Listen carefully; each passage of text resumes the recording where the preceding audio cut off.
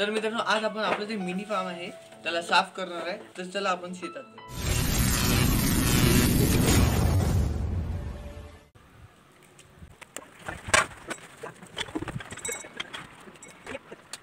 जय महेश माते.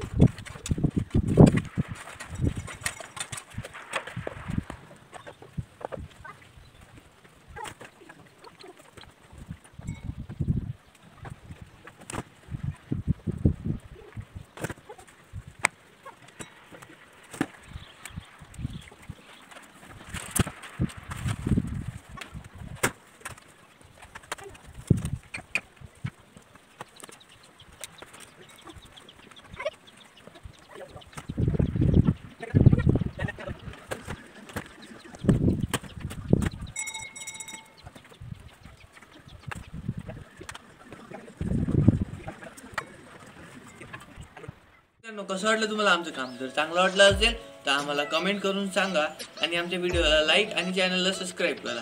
व्हिडिओ दुसऱ्या व्हिडिओ